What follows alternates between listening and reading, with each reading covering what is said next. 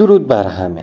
در این ویدیو قصد داریم به مقایسه نظامی و جغرافیایی دو کشور ایران و اسرائیل بپردازیم. بررسی کنیم که آیا تنش‌های بین این دو کشور میتواند به جنگ جهانی سوم منجر شود یا خیر.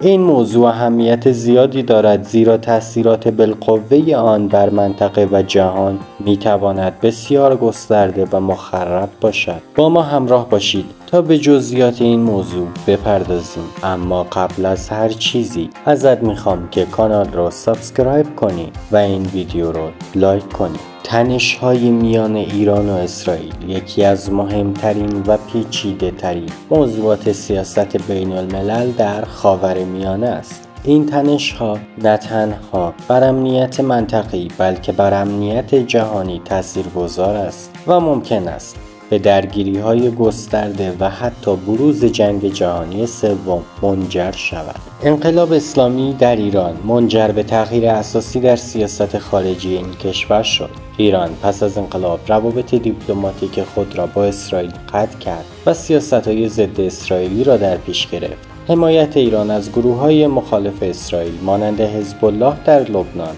و حماس در فلسطین تنش‌ها را تشدید کرده است.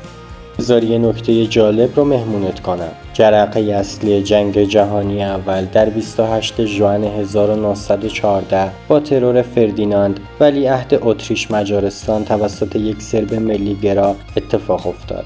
اما بریم که مقایسه را داشته باشیم. توانایی‌های نظامی ایران در نیروی زمینی. ایران دارای حدود 534,000 سرباز فعال و 400,000 سرباز ذخیره است.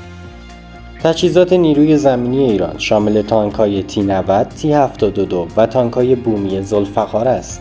اما نیروی زمینی اسرائیل دارای حدود 169,500 سرباز فعال و 465,000 سرباز ذخیره است.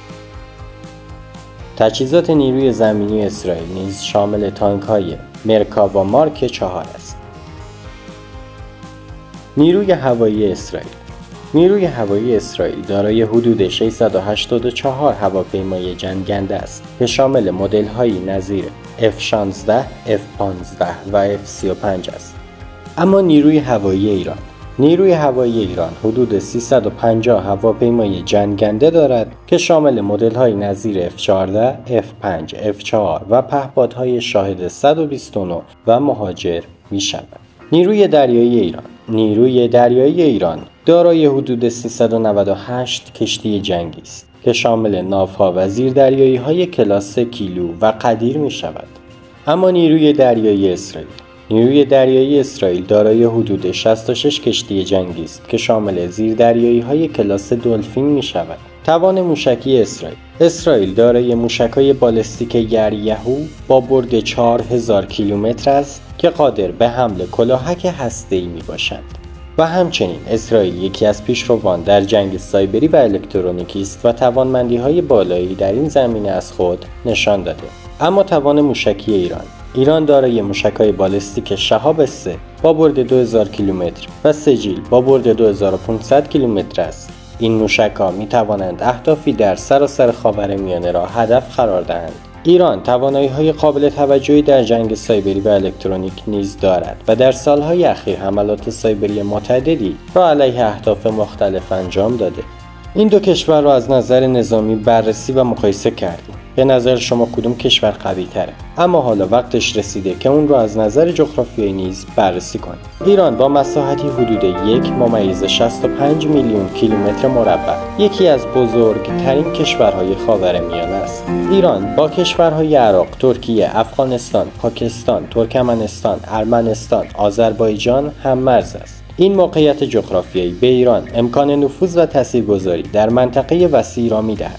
ایران دارای منابع نفت و گاز فراوان است که برای اقتصاد این کشور بسیار حیاتی است. این منابع همچنین نقش مهمی در سیاست خارجی و توانایی‌های اقتصادی ایران دارند.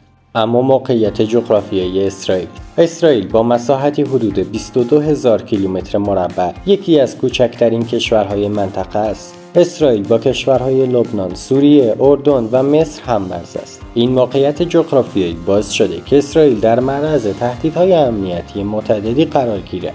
اسرائیل به دریای مدیترانه نزدیک است و منابع آبی و کشاورزی محدودی دارد. این کشور با استفاده از تکنولوژی‌های پیشرفته در حوزه کشاورزی و مدیریت منابع آبی توانسته بر بخشی از این محدودیت‌ها غلبه کند.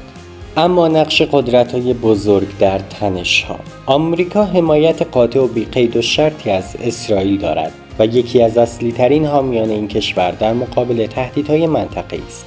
همچنین آمریکا تحریم‌های شدیدی علیه ایران اعمال کرده و به دنبال جلوگیری از توسعه برنامه‌های هسته‌ای این کشور میباشد. روسیه روابط نظامی و اقتصادی نزدیکی با ایران دارد و به ویژه در سوریه همکاری‌های گسترده‌ای با این کشور دارد. این همکاری‌ها باعث شده که روسیه به یکی از بازیگران اصلی در تنش‌های میان ایران و اسرائیل تبدیل شود.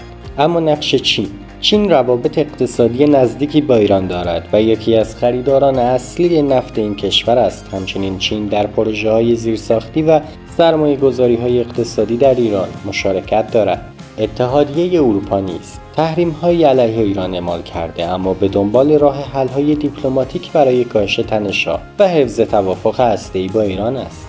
هر گونه درگیری در خلیج فارس می‌تواند باعث افزایش شدید قیمت نفت و گاز شود. ایران یکی از بزرگترین تولید کنندگان نفت و گاز در جهان است و هر گونه اختلال در تولید و صادرات این منابع می‌تواند بازارهای جهانی را تحت تاثیر قرار دهد. نوسانات شدید و کاهش ارزش سهام به دلیل عدم اطمینان و نگرانی‌های اقتصادی ناشی از جنگ می‌تواند اقتصاد جهانی را تحت تاثیر قرار دهد.